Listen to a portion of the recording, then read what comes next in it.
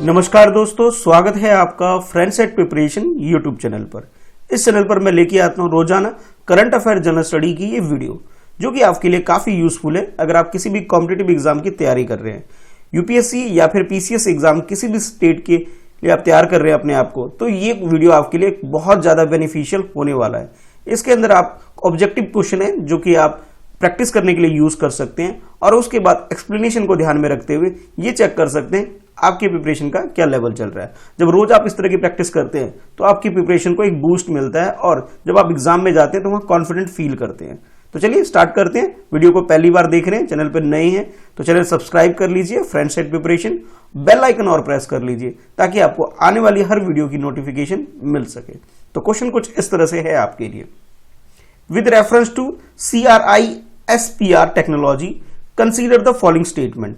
ये CRISPR technology के regarding में आपसे ये क्वेश्चन पूछा जा रहा है, और क्वेश्चन में कुछ स्टेटमेंट आपको दे दिए गए हैं। अभी क्या हुआ है कि भी नोबेल प्राइज केमिस्ट्री में अनाउंस हुए हैं, उस बेसिस पे ये क्वेश्चन आपके लिए फ्रेम किया जा रहा है, जिसके अंदर फर्स्ट स्टेटमेंट में बोला जा रहा है using CRISPR technology researchers can add, remove and alter specific DNA sequence, यानी कि DNA का जो फॉर्मेशन होता है, इसके जो सीक्वेंस है, इसके सीक्वेंस में कोई भी एडिट करना हो, ऐड करना हो या कुछ रिमूव करना हो, तो सीक्वेंस में चेंजेस करने के लिए एक टेक्नोलॉजी डेवलप की गई है जिसे CRISPR टेक्नोलॉजी बोला जा रहा है, जो कि इससे रिलेटेड है। अच्छा, सेकंड स्टेटमेंट में आपसे बोला जा रहा है Nobel prize for chemistry 2020 has been awarded for the discovery CRISPR, या फिर आप दूसरे नाम से भी जान सकते हैं इसे, Cas9 जेनेटिक सीजर्स। ये दूसरी चीज आपसे बताया, दूसरा नाम इसका बताया जा रहा है। इसके लिए नोबेल प्राइज अभी 2020 के लिए दिया गया है, ये आपसे सेकंड स्टेटमेंट में बोला जा रहा है। थर्ड स्टेटमेंट में बोला जा रहा है कि CRISPR technology is based on the natural defence mechanism is in the bacteria स्पेक्ट्रोकिसिस पाइजियंस। तो ये आपके पास तीन स्टेटमेंट है, ये फर्स्ट स्टेटमेंट है, ये सेकंड स्टेटमेंट है, और ये थर्ड स्टेटमेंट है। और तीनों स्टेटमेंट को ध्यान में रखते हुए आपको चूज करना है करेक्ट स्टेटमेंट कौन सा है। तो आपके पास ऑप्शन कुछ इस तरह से है। ऑप्शन ए में आपसे बोला जा रहा है फर्स्ट स्टेटमेंट करेक्ट है, ऑप्शन बी में आपसे बोला जा रहा है फर्स्ट और सेकंड दोनों स्टेटमेंट करेक्ट है, और ऑप्शन सी में आपसे बोला जा रहा है first and third statement correct है, और ऑप्शन डी में आपसे बोला जा रहा है फर्स्ट सेकंड थर्ड, यानी कि सारे ही स्टेटमेंट बिल्कुल करेक्ट है CRISPR टेक्नोलॉजी के बारे में। अब आप अपना क्वेश्चन अटेम्प्ट करके देखिए कि आपका सही आंसर होता है या नहीं होता है। तो इस क्वेश्चन के अगर करेक्ट आंसर की बात करें तो इसका करेक्ट आंसर डी है। डी का मतलब ये तीनों ही स्टेटमेंट बिल्कुल करेक्ट है। फर्स्ट स्टेटमेंट में जो आपसे बोला गया कि CRISPR सिस्टम जो होता है, एक टेक्नोलॉजी आप कह सकते हैं, जो कि DNA के अंदर अल्टर करने, ऐड करने और रिमूव करने के लिए टेक्नोलॉजी है, और जिसे जो डेवलप किया है इन दोनों ने डेवलप किया है। तो ये इस वजह से, इस रिसर्च की वजह से 2020 का जो नोबेल प्राइज आप बोल सकते हो केमिस्ट्री के लिए जो अवार्ड किया है कि टू पर्सनैलिटी को अवार्ड किया गया है। फर्स्ट पर्सनैलिटी जो है इमानुएल कारपेंटियर, जो कि फ्रांस की है, मैं इनकी बात कर रहा हूं, और सेकंड पर्सनैलिटी जो है जेनिफर ए डोंडना, ये सेकंड पर्सनैलिटी है जो कि यूएसए की है। यानी कि आप ये बोल सकते हो इस साल का केमिस्ट्री का जो नोबेल प्राइज है इन दोनों पर्सनैलिटी को दिया गया है कि डीएनए के अंदर जो भी चेंजेस करना, यानी कि कुछ सीक्वेंस को ऐड करना या फिर रिमूव करना, ठीक है, कुछ ऐड करना या फिर रिमूव करना, या फिर आप बोले उसके अंदर अल्टर करने के लिए ये टेक्नोलॉजी जो इन्होंने डेवलप की है, इनकी वजह से इन्हें ये नोबेल प्राइज अनाउंस जो हुआ है, इन दोनों का नाम सामने आया है। जो फर्स्ट पर्सनैलिटी है ये पर्सनैलिटी फ्रांस की है, और सेकंड पर्सनैलिटी की अगर बात करें ये यूएसए की है। तो यानी कि सेकंड स्टेटमेंट भी है, बिल्कुल करेक्ट हो गया। अगर हम बात करें थर्ड स्टेटमेंट की, जिसमें आपसे ये बोला गया था ये एक तरह से नेचुरल डिफेंस मैकेनिज्म है, ये बात भी बिल्कुल करेक्ट है। इट मींस ये हुआ कि तीनों ही स्टेटमेंट करेक्ट होने की वजह से इस साल का नोबेल प्राइज इन दोनों पर्सनैलिटी को दिया गया है। तो करेक्ट आंसर हमारा डी हो जाता है। देखते हैं नेक्स्ट क्वेश्चन। नेक्स्ट क्वेश्चन में आपसे पूछा जा रहा है which of the chemical mention below are band under the Stockholm convention. अगर हम स्टॉकहोम कन्वेंशन की बात करें, स्टॉकहोम कन्वेंशन की, उसके अंदर कुछ केमिकल को बैन किया गया, उसके रिगार्डिंग में आपसे क्वेश्चन पूछा जा रहा है कि भी किस केमिकल को बैन किया है।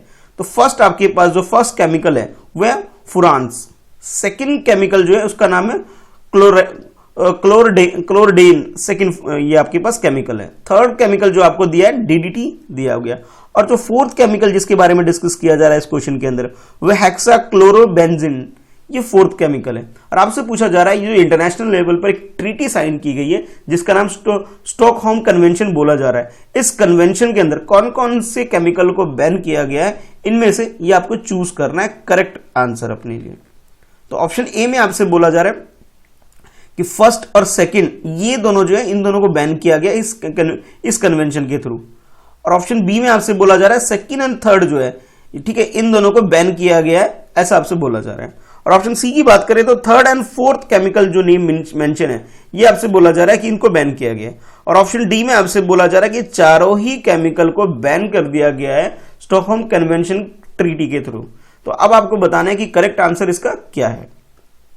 अगर हम करेक्ट आंसर की बात करें तो ये चारों ही केमिकल इंटरनेशनल लेवल पर एक कन्वेंशन साइन किया गया था जिसका नाम स्टॉकहोम कन्वेंशन बोला जाता है। जितने भी जो भी नुकसान करने वाले जो केमिकल होते हैं, जो ह्यूमन बॉडी को नुकसान पहुंचा सकते हैं, हमारे इन्वायरमेंट को खराब कर सकते हैं, ऐसे जो केमिकल वगैरह जो प्रोड्यूस होते हैं उसको बैन करने के लिए ये कन्वेंशन साइन किया गया इंटरनेशनल लेवल पर। अगर हम बात करें अपनी कंट्री यानी इंडिया की बात करें तो हमारी कंट्री ने भी इसे रेक्टिफाई कर दिया गया इस कन्वेंशन को 2006 में। और ये एज पर द आर्टिकल 25 के फोर्थ सेक्शन के अकॉर्डिंग हमारी कंट्री ने भी इसे चूज कर लिया है कि हमारी कंट्री भी इस ट्रीटी को फॉलो करेगी। ठीक है, अच्छा फिर बात करते हैं कौन कौन सी केमिकल को इसमें बैन किया गया है। तो इसके अंदर 8 ऐसे पेस्टिसाइड है जो कि हमारे इन्वायरमेंट या ह्यूमन बॉडी को नुकसान पहुंचा सकते हैं, उसे बैन किया गया है, नंबर 1। नंबर 2 आप बोल सकते हैं 2 ऐसे इंडस्ट्रियल केमिकल है जो कि हमारी बॉडी या इन्वायरमेंट को नुकसान पहुंचा सकते हैं, उसे भी बैन किया गया है। ठीक है, उसके बाद नेक्स्ट है 2 यूनिटेंडेड प्रोडक्ट है जो कि हमारे इंडस्ट्रियल प्रोसेस वगैरह में यूज होता है, उसे भी इसके अंदर बैन किया गया है। ठीक है, यानी कि आप ये कह सकते हो हमारे इन्वायरमेंट को नुकसान पहुंचाने वाले जितने भी इस तरह के केमिकल है उन सबको बैन करने के लिए ट्रीटी साइन की गई है। और इसके अंदर जो चारों आपको जो चीजें दे रखी है, चारों के चारों यानी कि ये चारों ही केमिकल को बैन कर दिया गया है इस ट्रीटी के अंदर, इस कन्वेंशन के थ्रू। और हमारी कंट्री ने भी इस ट्रीटी को, इस कन्वेंशन को साइन किया हुआ है, यानी कि हमारी कंट्री में भी ये रूल फॉलो होता है। यानी कि आप ये बोल सकते हो करेक्ट आंसर आपका डी है। चारों ही जो केमिकल आपको दे रखा है ये चारों के चारों बैन है। इसके अलावा आप ये देख सकते हैं कुछ और केमिकल के नाम है, 1 by 1 आप पेस्टिसाइड्स देख सकते हैं, इंडस्ट्रियल केमिकल देख सकते हैं, ठीक है, और बाकी चीजें आप देख सकते हैं टोटली क्या क्या बैन है इस कैटेगरी के थ्रू। करेक्ट आंसर हमारा डी हो जाता है। देखते हैं नेक्स्ट क्वेश्चन। नेक्स्ट क्वेश्चन में आपसे बोला जा रहा है कंसीडर द फॉलोइंग स्टेटमेंट। ये फर्स्ट स्टेटमेंट है और इसके नीचे ये सेकंड स्टेटमेंट है। इन दोनों स्टेटमेंट को आपको रीड करना है और फिर एनालाइज करते हुए बताना है कि इसके अंदर करेक्ट स्टेटमेंट कौन सा है। According to first statement, hydrocarbon exploration and licensing policy, जिसे हम शॉर्ट में हेल्प बोलते हैं, हेल्प वाज अप्रूव्ड इन 2016। यानी कि 2016 में एक पॉलिसी इंट्रोड्यूस की गई हमारी कंट्री के अंदर जिसका नाम रखा गया हेल्प। हेल्प मीन्स यहाँ पर hydrocarbon exploration and licensing policy. Second statement में आपसे बोला जा रहा है इसी हेल्प के बारे में, हेल्प यानी जो पॉलिसी है एक तरह से इसी के बारे में डिस्कस किया जा रहा है कि help provides for the uniform licensing system that will cover the hydrocarbon such as oil, gas, coal, bed, methanes. यानी कि आप ये कह सकते हो कि हमारी कंट्री में ये जो पॉलिसी आई हेल्प, ये एक तरह से लाइसेंसिंग सिस्टम प्रोवाइड करती है कि किस तरह से ऑयल को, गैस को और जो भी मेथेन वगैरह जो प्रोडक्ट होते हैं, कोल को, इन सारे प्रोडक्ट को किस तरह से यूज करना है, किस तरह प्रोड्यूस करना है, इसके रिगार्डिंग में एक तरह से आप कह सकते हो एक सिस्टम प्रोवाइड करने का काम कर रही है ये पॉलिसी। तो आपके पास ये 2 स्टेटमेंट हो गए। अब दोनों स्टेटमेंट को ध्यान में रखते हो आपने बताना है कि कौन सा स्टेटमेंट करेक्ट है। ऑप्शन ए के अकॉर्डिंग फर्स्ट स्टेटमेंट करेक्ट है, ऑप्शन बी के अकॉर्डिंग सेकंड स्टेटमेंट करेक्ट है, ऑप्शन सी में आपसे बोला जा रहा है बोथ फर्स्ट एंड सेकंड दोनों ही स्टेटमेंट बिल्कुल करेक्ट है, और ऑप्शन डी में आपसे बोला जा रहा है neither one not two. It means both the statement are wrong, दोनों ही स्टेटमेंट बिल्कुल गलत है। तो करेक्ट स्टेटमेंट आपके अकॉर्डिंग क्या है, चलिए क्वेश्चन को अटेम्प्ट कर लीजिए। हमारी कंट्री में पहले एक पॉलिसी हुआ करती थी जिसका नाम रखा गया था नेल्प। नेल्प मीन्स होता है नेशनल, अब ये जो एक पहले पॉलिसी थी ये इसका नाम था new exploration licensing policy, NELP, NELP। इसको रिप्लेस करके यानी कि नेल्प को रिप्लेस करके दूसरी पॉलिसी ला दी गई जिसका नाम रखा गया हेल्प। ठीक है, यानी कि आप एक सिंपल याद रखने का तरीका है, एन हटा के एच ले आएंगे, H4 हाइड्रोकार्बन है यहाँ पे। तो ये पॉलिसी हमारी कंट्री में ला दी गई और इस पॉलिसी के थ्रू अब क्या किया गया, जितने भी इस तरह के सेक्टर हैं, मतलब नेचुरल गैस है या फिर आप कह सकते हो पेट्रोलियम प्रोडक्ट है या फिर कोल वगैरह प्रोडक्ट है, इनको एक तरह से गाइडलाइन प्रोवाइड करने के लिए और इनके काम, इनसे इस इंडस्ट्री से जुड़े जो लोग हैं उनके काम को आसान करने के लिए एक पॉलिसी लेके आई हमारी गवर्नमेंट, जिसका नाम है hydro exploration and licensing policy, यानी कि नेल्प को रिप्लेस करने के लिए हेल्प एक पॉलिसी लेके आ गई। और इस पॉलिसी का जैसे एब्रीविएशन में यूज्ड हो रखा है हेल्प, एक तरह से हेल्प प्रोवाइड करती है जो भी मैन्युफैक्चरर है उनको एक स्ट्रेटजी प्रोवाइड करती है कि किस तरह से उन्हें एक सिंपल रूल प्रोवाइड किया जाए, टैक्स ब्रेक किया जाए, प्राइसिंग यानी कि जो प्राइस को मिनिमम या किस तरह से वो मॉनिटर कर सकते हैं, इनको फ्रीडम दिया जा सके, मार्केट में एक्सेस दिया जा सके कि जो भी नेचुरल गैस और जो भी, कहने का मतलब है जितने भी फ्यूल सेक्टर में जो इंडस्ट्री है उनके काम को सिस्टमेटिक करने के लिए, उनके काम को आसान बनाने के लिए इस पॉलिसी को हमारी कंट्री में लाया गया। यानी कि आप ये बोल सकते हो ये पॉलिसी गवर्नमेंट ने 2016 में अप्रूव की थी हमारी कंट्री के अंदर नेल्प को रिप्लेस करके। तो ये बात भी बिल्कुल करेक्ट हो गई। अगर हम सेकंड स्टेटमेंट की बात करें कि भी एक तरह से यूनिफॉर्म सिस्टम हमारी कंट्री के अंदर हो गया, एक तरह से एक यूनिफॉर्म लाइसेंसिंग सिस्टम डेवलप हो गया हमारी कंट्री के अंदर ऑयल, गैस और कोयल वगैरह को लेकर के। कहने का मतलब जितने भी नेचुरल गैस होते हैं या फिर फ्यूल जितने भी होते हैं उन सबके सिस्टम को आसान करने के लिए, उस इंडस्ट्री को एक बेनिफिट पहुंचाने के लिए इस पॉलिसी को हमारी कंट्री में लाया गया, जिसमें रिवेन्यू शेयरिंग मॉडल को सिंप्लीफाई किया गया। उसके अलावा मार्केटिंग और प्राइसिंग को में फ्रीडम दी गई और इसके अलावा जितने भी ऑयल कंपनी है उनको ये फ्रीडम दी गई कि वो अपने हिसाब से जो प्राइस ब्लॉक होता है उसे चूज कर सकते हैं।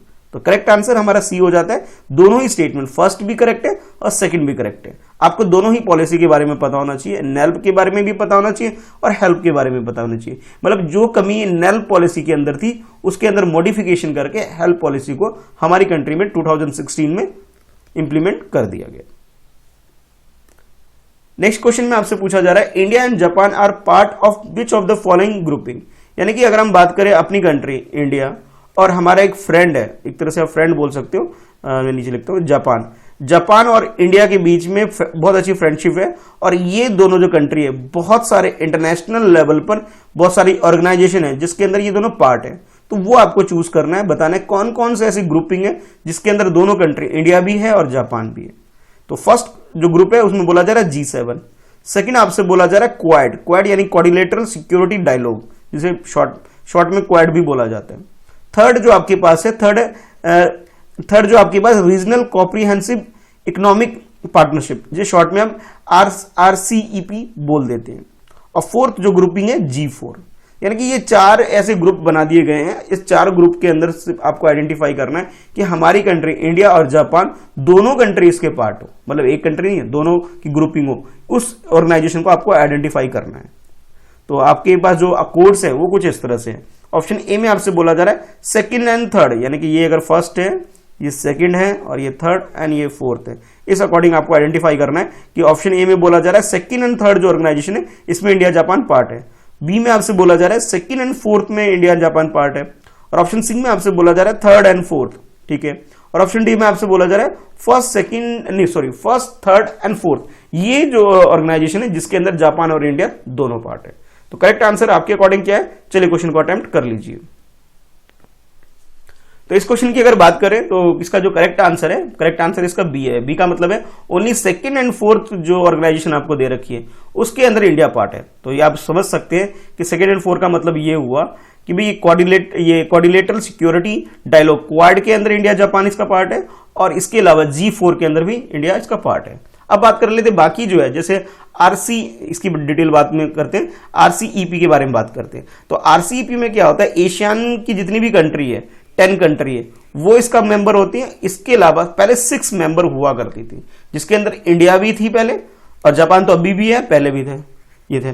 लेकिन अभी रिसेंटली जो रिसेंटली कॉन्वोकेशन एक कह सकते हो, एक जो कॉन्वोकेशन हुआ था इस टाइम, उसमें इंडिया ने अपने आप को इससे बाहर कर लिया, इस एग्रीमेंट से इंडिया ने अपने आप को बाहर कर लिया। यानी जो 16 कंट्री इस ग्रुप के अंदर हुआ करती थी कि एशियन के 10 और 6 कंट्री, और 6 कंट्री में आप बोल सकते हो कि भी USA, ठीक है, USA, जापान, साउथ कोरिया, ठीक है, साउथ कोरिया का भी ऑस्ट्रेलिया, ऑस्ट्रेलिया के अलावा न्यूजीलैंड और इंडिया हुआ करती थी। लेकिन हमारी कंट्री यानी इंडिया ने इससे अपने आप को दूर कर लिया है, क्योंकि भी अभी एक ट्रीटी साइन की गई थी जिसमें ये था कि मार्केट एक्सेस किया जा रहा था, तो फिर हमारी कंट्री ने इसमें विड्रॉ कर लिया। अब हमारी कंट्री इसका पार्ट नहीं है, तो इस वजह से तो थर्ड तो चला गया।